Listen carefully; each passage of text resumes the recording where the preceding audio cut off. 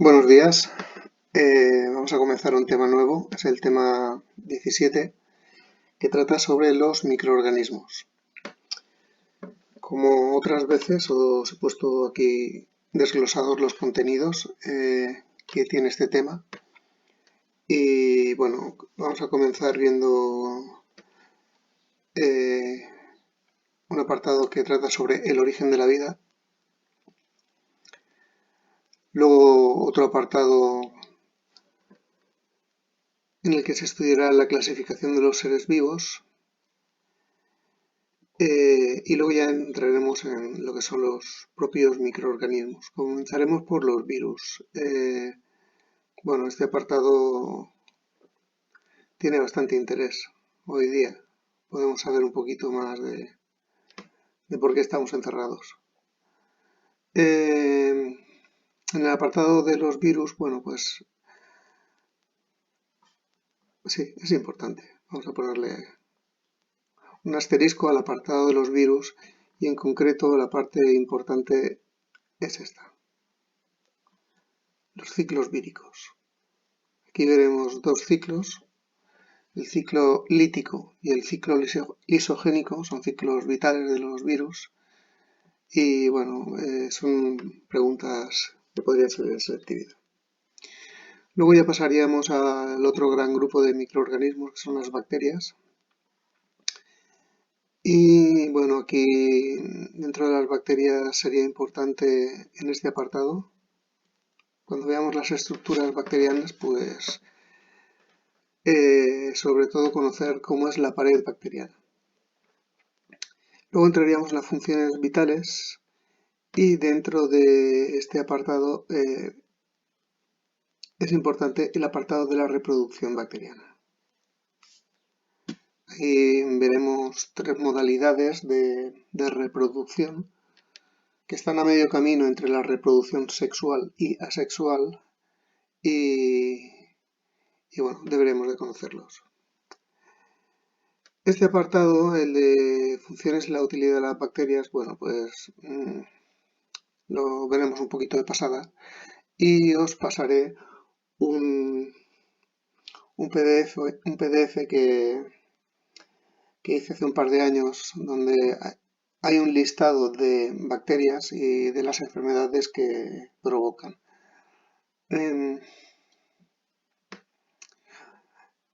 Algunos nombres deberíais de conocer. No es muy común, pero sí que salió una vez en selectividad. Relacionar el microorganismo con la enfermedad que produce. Bueno, luego hablaremos de las arqueobacterias, un tipo especial de organismos procarióticos.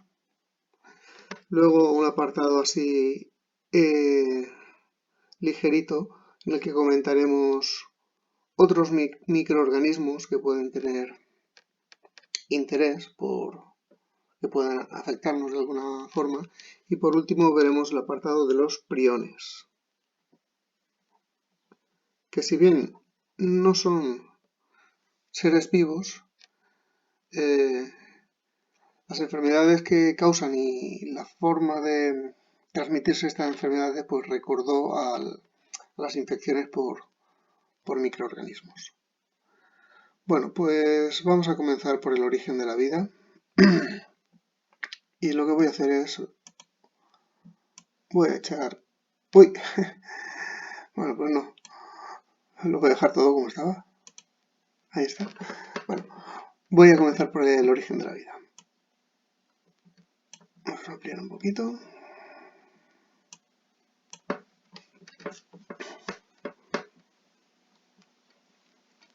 El origen de la vida.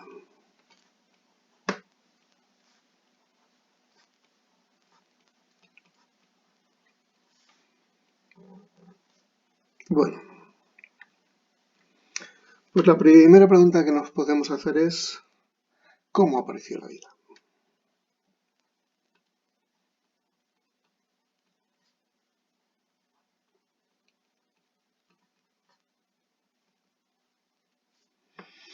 ¿Cómo apareció? Pues tenemos una respuesta breve. no se sabe. ¿Ya está? No, podemos decir alguna cosa más. Parece ser que la vida en la Tierra debió de aparecer muy al principio, es decir, en las primeras etapas de la formación o de la consolidación del planeta.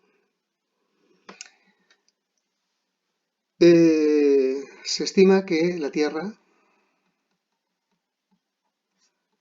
tiene una edad de unos 4.500 o 4.600, venga, vamos a dejarlo en 4.500 millones de años. Bueno, pues estudiando las rocas más antiguas y de esas rocas, las rocas que puedan tener fósiles, porque ya sabemos que todas las rocas no pueden tener fósiles. Las rocas que tengan un origen magmático, como se originan por enfriamiento de un magma, ahí no puede haber ningún tipo de fósil. Bueno, pues las primeras rocas sedimentarias que pudieran tener seres vivos, fósiles, los tienen. Es decir, se han encontrado rocas que tienen una edad de unos 3.500 millones de años, que ya contienen fósiles de seres vivos. Bueno, la Tierra tiene una edad de 4.500 millones de años. Los fósiles más antiguos encontrados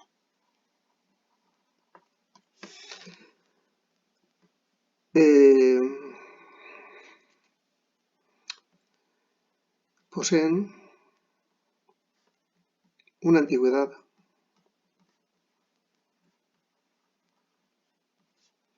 de unos 3.500 millones de años.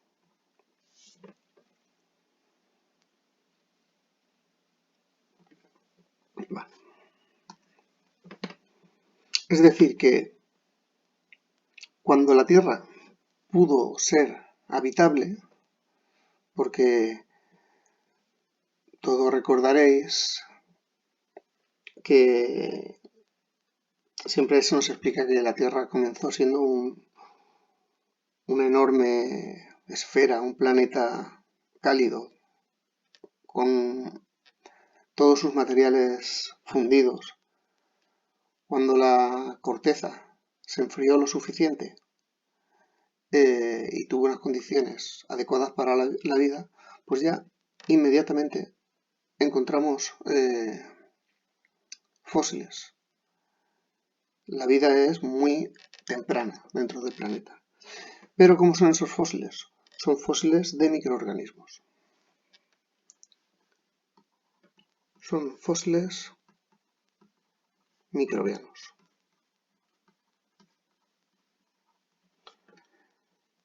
¿Y cómo se ve un microbio fósil? Porque los microbios son microscópicos. Se pueden fosilizar partes blandas de un tamaño microscópico. Bueno, pues no mucho.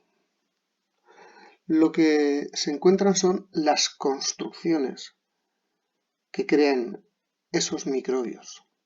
Esos microbios, al crecer, crecían en capas y daban lugar a unas estructuras que existen también hoy día, que se llaman estromatolitos. Son fósiles microbianos. Los estromatolitos.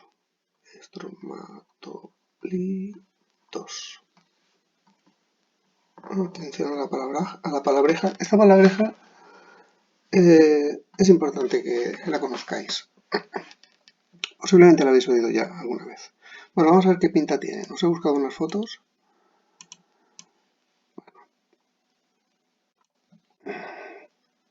La puedo reducir un poquito. Ya me amplío la imagen. Bueno, fijaros, ahí tenemos un boli que nos sirve como de escala para hacernos una idea del tamaño de estas estructuras. Y lo que vemos son unas formas, así que tienen formas así como de seta. Aquí vemos otra. Y que están hechas por capas. Capas concéntricas. Bueno, pues esas capas son láminas de células. Capitas de células sobre las cuales crecerían otras capitas de células. Estas irían precipitando sales minerales y irían dejando esas estructuras en forma de capas. Bueno, pues se han encontrado estas estructuras en rocas de unos 3.500 millones de años o incluso más antiguos. Entonces puedes decir, bueno, yo no me creo que eso sea un resto de un ser vivo. Bueno, pues vamos a buscaros estromatolitos actuales. Oh, ¿dónde está? Aquí.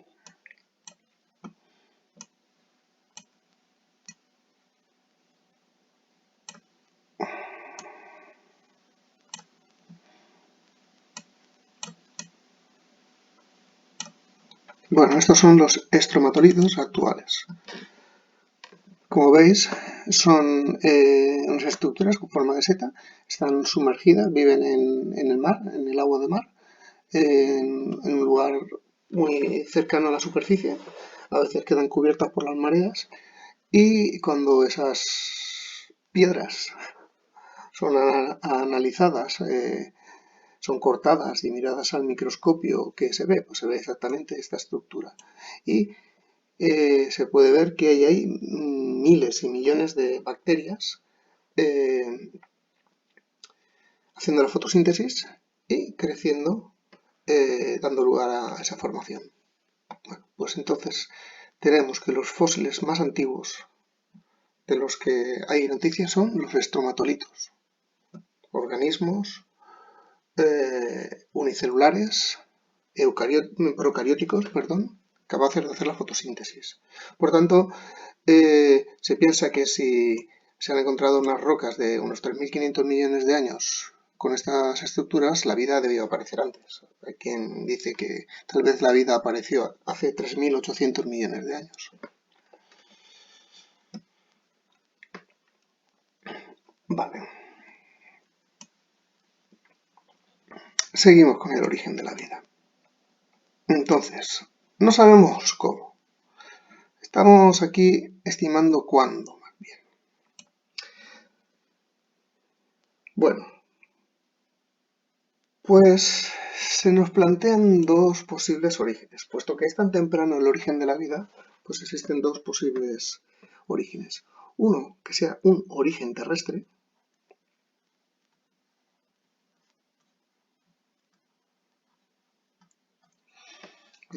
Es decir, que la vida haya aparecido en la Tierra como algo exclusivo.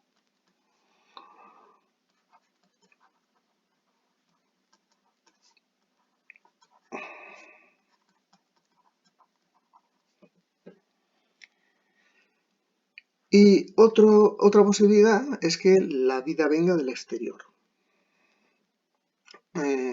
Pues tenga un origen extraterrestre.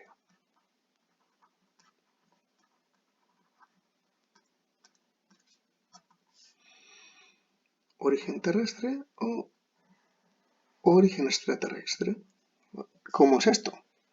Pues sería algo así como que la vida apareció en otro lugar del universo, podría ser de nuestro sistema solar o no, y llegó a la Tierra. ¿Cómo? Pues en meteoritos. Los meteoritos pueden ser el resultado de la destrucción de un planeta. Entonces, si un meteorito cargado de microbios llegara a la Tierra, colisionara con la Tierra y aquí encontrara condiciones adecuadas, esos microbios podrían prosperar en la Tierra y evolucionar aquí. Esa teoría se le denominó panspermia.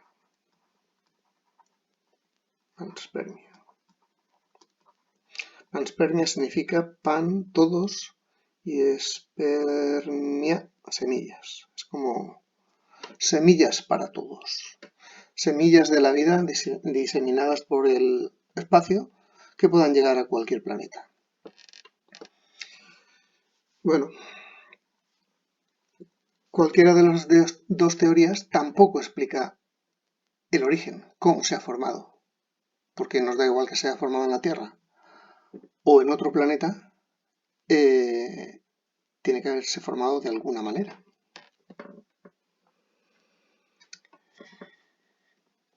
Así que los científicos comenzaron a plantearse primero qué es la vida y luego cómo se puede haber originado.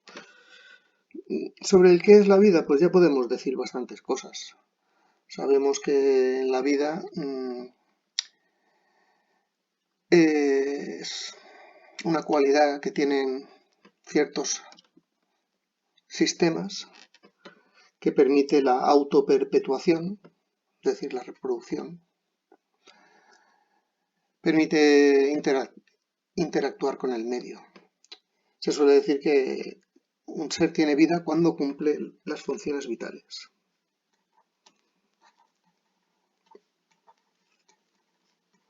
¿Qué es un ser vivo? Pues es un sistema que cumple las funciones vitales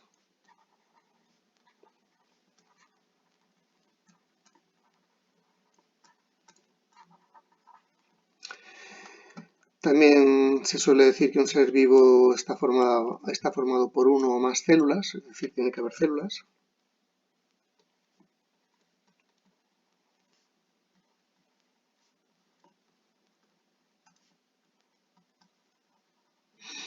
Y luego otra característica que cumplen todos los seres vivos es que tienen la misma composición química o muy parecida. Tienen una composición química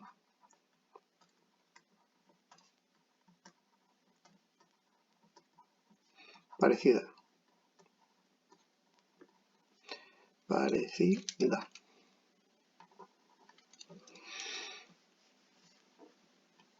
¿Y qué es esa composición química? Pues ya sabéis, los bioelementos, carbono, hidrógeno, oxígeno, nitrógeno, fósforo, azufre, bla, bla, bla, organizados en biomoléculas. Y recordad, orgánicas, inorgánicas, lípidos, proteínas, ácidos nucleicos, glúcidos, inorgánicas, sales, agua, ciertos gases. Bueno, pues vamos a empezar por lo sencillo. Vamos a empezar por las biomoléculas.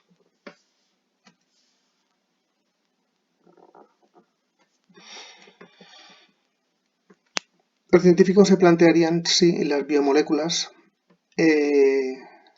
solo las forman los seres vivos, que es lo que nosotros hemos estudiado hasta ahora. Las biomoléculas son moléculas propias de los seres vivos. ¿Quién las forma? Los seres vivos. O existe la posibilidad de que en ciertas condiciones se puedan formar biomoléculas sin la necesidad de que un ser vivo las origine. Es decir, si se pueden formar biomoléculas de manera espontánea. Si eso es así, si a partir de ciertos elementos químicos, de estos, en determinadas condiciones, se pueden formar biomoléculas y luego estas se pueden organizar en unas estructuras más o menos unitarias, que serían las células, podría ser que la vida se formara sola, de forma espontánea, con una cierta probabilidad al azar, y podría ocurrir en diferentes lugares del universo, no solo en la Tierra. Bueno, pues con estas premisas, en 1953, si no recuerdo mal, Stanley Miller, un científico, realizó el siguiente experimento. El experimento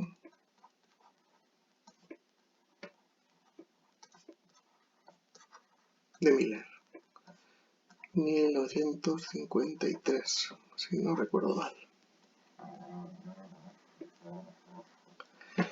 Bueno, pues este científico lo que quería era intentar demostrar si en determinadas condiciones similares a cómo pensaban que era la Tierra primitiva, se podrían formar biomoléculas de forma espontánea. ¿Cómo pensaban que era la Tierra de hace 3.500 millones de años o 3.800 millones de años? Pues pensaban que la Tierra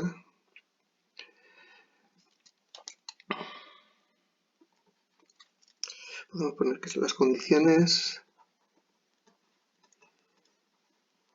de la Tierra primitiva.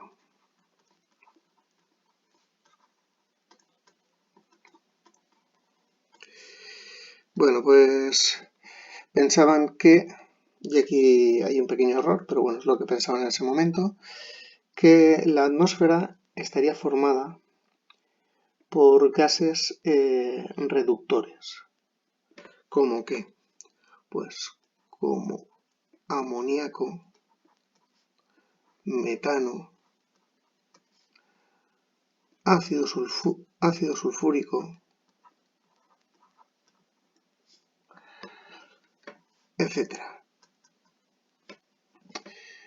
¿Por qué hicieron esta suposición? Pues porque en ese momento se pudo, con métodos indirectos, estudiar la atmósfera de Júpiter, y la atmósfera de Júpiter tiene esa composición. Aquí me falta añadir agua también, vapor de agua y otros gases. Vale, esos serían los gases que habrían en la atmósfera. Luego habría una temperatura elevada.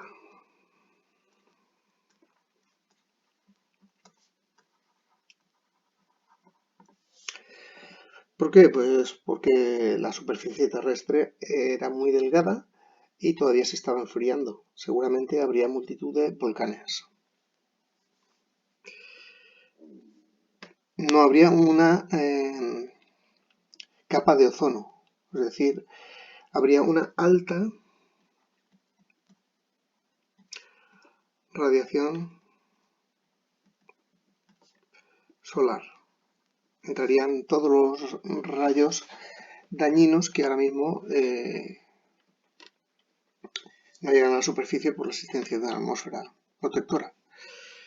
Y también parece ser, imaginaban que la atmósfera tendría tormentas muy violentas, con grandes descargas eléctricas. Tormentas eléctricas violentas. Bueno, pues con todas esas suposiciones, este señor Miller hizo un experimento. Para ello tuvo que construir un dispositivo que tenía un aspecto similar a este. Tenemos un recipiente donde tenemos agua. Esto va a simular el mar, donde se va a estar produciendo evaporación. Eso es un dispositivo de vidrio, o sea, un tubito de vidrio. Es como un matraz. Vale. Habría agua, la cual él calentaba. Esto es una llama. Y entonces se produciría evaporación. Estaba simulando el ciclo del agua. Ese vapor de agua se hacía pasar por otro espacio que simulaba la atmósfera primitiva. Uy, qué mal, qué feo.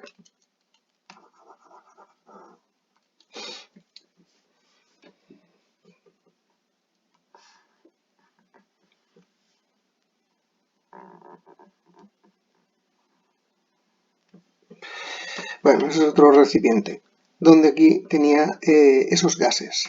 Esto simulaba la atmósfera. El amoníaco, el metano, el ácido sulfúrico, el ácido sulfídrico. Vale.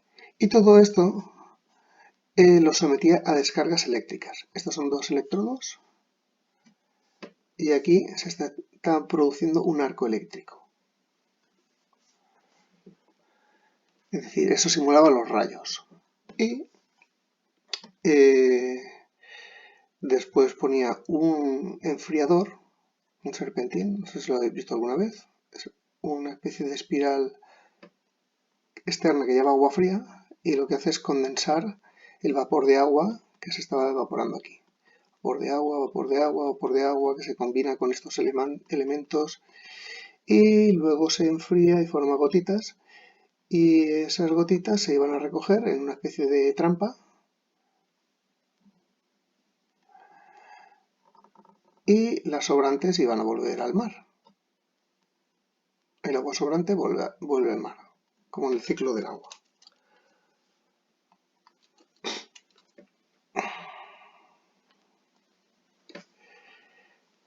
Y aquí tenemos una cantidad de agua acumulada. El dibujo que estoy haciendo es horrible.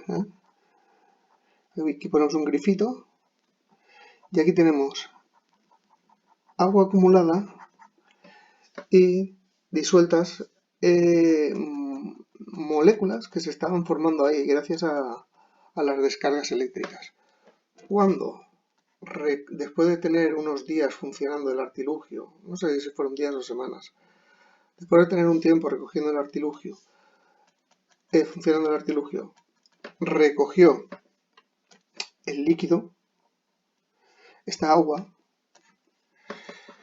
se hizo un análisis y ahí se vio que se habían encontrado algunas biomoléculas, algunos aminoácidos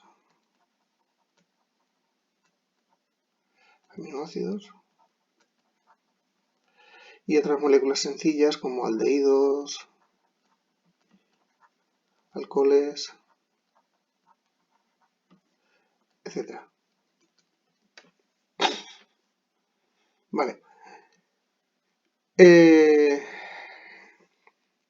Los científicos pensaban que una situación similar se podría haber dado en la Tierra primitiva, en lugares como lagunas poco profundas. Imaginaros, por ejemplo, yo qué sé, las salinas de Santa Pola.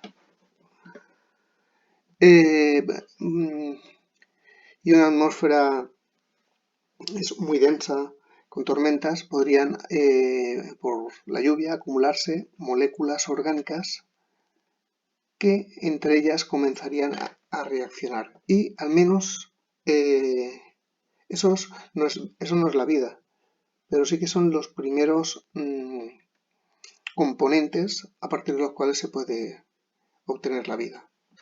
Bueno, a esas lagunas donde se acumulaban esa agua enriquecida con elementos, se le llamó a esa mezcla el caldo primordial.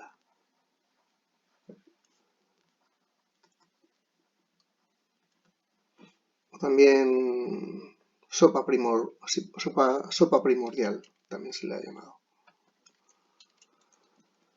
Bueno, pues Miller tuvo un éxito en su experimento y entonces pues se pudo decir que la vida, o por lo menos los elementos que van a dar lugar a la vida, se pueden dar en ciertas condiciones y podrían darse en cualquier lugar del universo. Una pausita. Claramente Declarado presenta. ¿Qué fue el experimento de Miller-Urey? En el pasado se pensaba que si se dejaba comida fuera a podrir, criaturas vivas como gusanos e incluso ratas simplemente aparecerían de la nada. A esto se le llamó generación espontánea. Una serie de experimentos a partir de los años 1600 refutó esta idea, y en los años 1800 se propuso una nueva ley científica. La vida solo proviene de la vida. Es cierto que las ratas, gusanos e incluso los microbios son demasiado complejos para simplemente aparecer de la nada, pero en 1859 el naturalista inglés Charles Darwin propuso la teoría de la evolución. En ella, él sugirió que bajo ciertas circunstancias adecuadas, criaturas relativamente simples pueden gradualmente dar lugar a criaturas más complejas. Dada esta información, los filósofos comenzaron a preguntarse, ¿es posible que formas de vida simple puedan provenir de la materia inerte? Y en vez de aparecer de la nada, surjan a través de un proceso gradual y natural parecido al que ocurre en la evolución biológica? El propio Darwin mencionó esta idea en una carta a un amigo. Pero sí, y oh qué gran sí, escribió. Pudiéramos imaginar que en algún pequeño estanque tibio, con todo tipo de sales amoniacales y fosfóricas, luz, calor, electricidad, etc., se haya formado químicamente un compuesto de proteínas listo para someterse a cambios aún más complejos. En 1924, el bioquímico ruso Alexander Oparin publicó un libro titulado El origen de la vida. En él expuso sus ideas sobre una progresión gradual de la química simple hacia células vivas.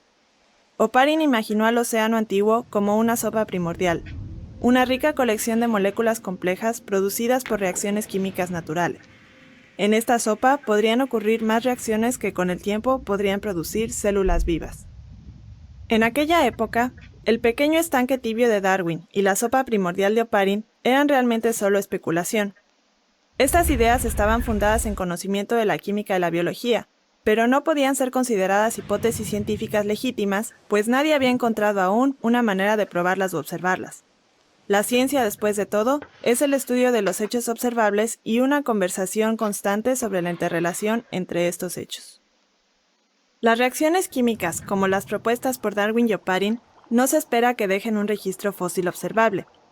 Sin tener fósiles que puedan ser examinados, o una máquina del tiempo para ir al pasado y observar lo que pasó, ¿cómo pueden los científicos comenzar a estudiar el origen de la vida? En 1950, a Stanley Miller, quien era un estudiante en la Universidad de Chicago, se le ocurrió una idea. Podríamos simular las condiciones de la Tierra primitiva en el laboratorio y luego observar cuidadosamente lo que sucede. Si no se puede estudiar a los peces en el mar, pues se instala un acuario. Trabajando con su profesor, Harold Urey, Miller diseñó un aparato para simular el ciclo del agua antiguo. Juntos, le agregaron el agua para modelar el océano antiguo. El agua servía suavemente para imitar la evaporación. Para simular los gases de la atmósfera, eligieron metano, hidrógeno y amoníaco junto con vapor de agua. Los científicos pensaban que era probable que estos gases simples fueran abundantes en la Tierra antigua.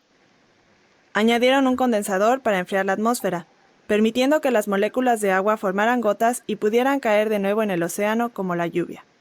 La Tierra antigua habría tenido muchas fuentes de energía, la luz del sol, el calor geotérmico e incluso tormentas eléctricas, por lo que añadieron chispas a la atmósfera para simular relámpagos. El objetivo del experimento no era crear vida, sino simplemente probar el primer paso en el modelo de Oparin. ¿Pueden los productos químicos simples dar lugar naturalmente a las complejas moléculas de la vida? Después de ejecutar el experimento durante solo una semana, este mar adquirió un color café oscuro. Un análisis cuidadoso reveló que a través de una serie de reacciones se produjeron muchas moléculas complejas, entre ellas los aminoácidos, unas moléculas especiales relacionadas con la vida que se había pensado solo podían ser creadas dentro de los cuerpos de los seres vivos. Este fue un avance fundamental en la ciencia, tan significativo que de hecho dio lugar a una nueva área de investigación que hoy se conoce como química prebiótica. Los científicos no saben con certeza si los gases utilizados por Miller realmente eran los gases más comunes en la Tierra antigua. Debido a estos descubrimientos, muchos experimentos se han hecho desde entonces, los cuales han mostrado que las moléculas de la vida se pueden formar en una amplia variedad de entornos, a partir de diferentes químicos y con diferentes fuentes de energía.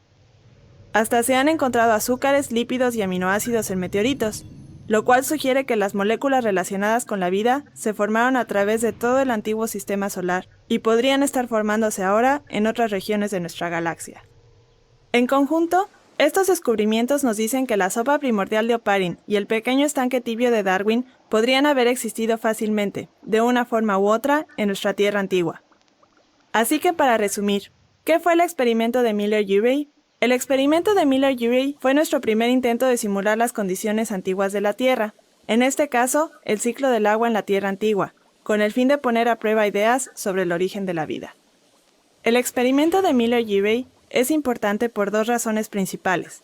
En primer lugar, a pesar de que no fue una simulación perfecta de la Tierra primitiva, se demostró claramente por primera vez que las biomoléculas pueden formarse bajo las condiciones antiguas de la Tierra.